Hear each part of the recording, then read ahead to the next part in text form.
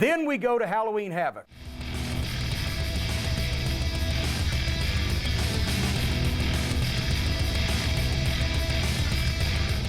You enjoy this finish? No. Why not? It was inventive. Barry Windham cut his hair to where he looked like Sting. But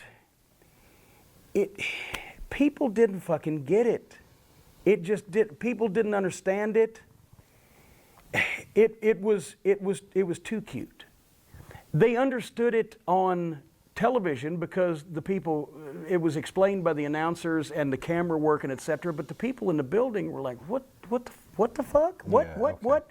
And so it just, if the announcers have to tell you that in that much detail what happened, I don't know. I didn't. Well, but already, you know, I'd already had my jaw dislocated that fucking night and was pissed off anyway. So maybe I was just in a bad mood. Remember why Elvira wasn't used on the show, but she was in the promos? Because they didn't want to pay her to come to Chicago. She just did shit in the studio.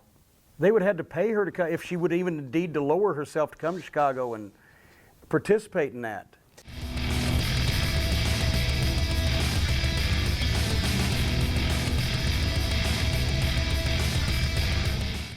Okay, we get there, we're supposed to work with the Rock and Roll. So we're okay, at least, well, once again, we'll have a great match again, won't matter, but they put it on first. So we're jerking the curtain on the pay-per-view, and this was back before it was like, we're gonna start the show hot. It was just, this was the opening preliminary match.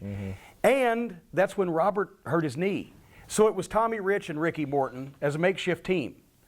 So Bobby Eaton, to get this fucking thing over, even does the rocket launcher onto the fucking wooden ramp. And boom, boom, boom, we go 20 minutes with a makeshift team. It's never teamed before in their life, and no disrespect to either Ricky or Tommy. And then we put them over. And what some people said was one of the better matches on the show. Then try to juice this thing up, what we're supposed to do on the Clash with the Southern Boys. The Master Blasters are going to beat the Southern Boys, Blade and Steel. This time they got the new, along with Nash, who couldn't stick his thumb in his ass 3 tries, and this other fucking... And they're going to beat our opponents because I go out and but these guys shouldn't even have been on television. I would have fired them. I'm not saying this because it's Kevin Nash. If they had been in OVW, I would have fired them because they were rotten. They were rotten for a wrestling school. They're on national TV. They're going to beat the Southern Boys. The Midnight Express just got beaten, and we're supposed to be going to the Clash for this big feature match. I go out in a Confederate general's uniform because it's Halloween Havoc and everybody's got to be dressed up. And in the finish meeting, Ole had suggested that after I caused the Southern Boys to lose, then they would take one of the jack-o'-lanterns put it on your head and hit me over the head with it, and I'd be running around with a pumpkin on my head. Right. And I said, Ole, I'm not putting a pumpkin on my head. I said, I said, we're losing.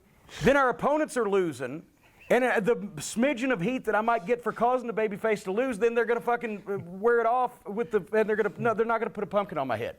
And Ole always hated Tennessee wrestling, right? So he's like, well, why?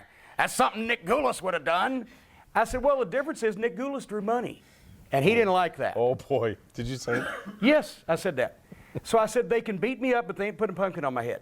So then Janie Engel comes up to me, the girl in the office, right? And I love Janie. And she said, Corny, whatever you do, don't tear the general's uniform because it's rented and we've got to take it back.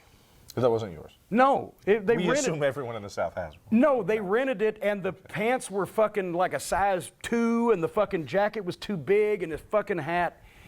I said, don't worry, Janie, I'll take care of it like it was my own baby, right?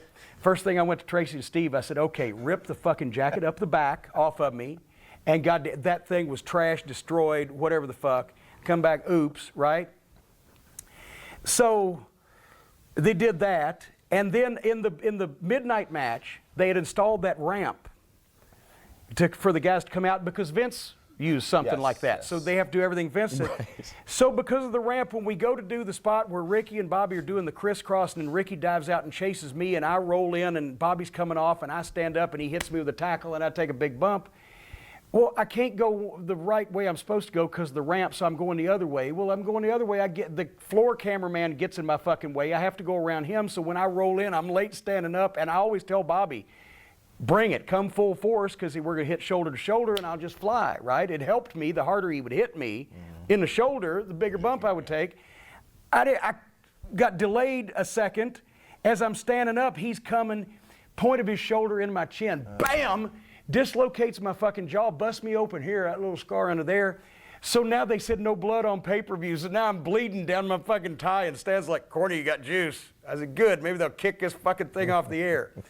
So, the next day, after I go out with my in-laws that night and can't chew my dinner, the next day, guess where WCW, the second biggest wrestling promotion in the country, the fucking national TV attraction with all these major stars, guess where we run?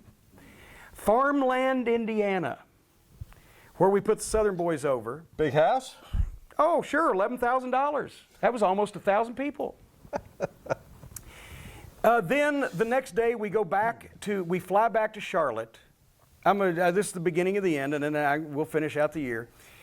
We go back to Charlotte, and then we get in the car. We can't go home. We're only 10 miles from the house, and we haven't been fucking home, as you can see, in 4 or 5 days. So we can't go home because we got to rush to Anderson, South Carolina for TV, where we find out that a couple weeks ago we had 5 matches in one night. No matches. Stan's working a single match with Steve Armstrong. Bobby's not working. Nobody bothered to tell him. He could have stayed home with his family, but now he's in the car with us, so he can't come back. He's got to sit there all fucking, and this was before all the guys just had to go to TV. If you weren't booked, you didn't have to go to TV, right? So Bobby sits there like a spare prick at the wedding all night. Stan has one single match, which he loses, and then we drive on to Atlanta because we got center stage the next day.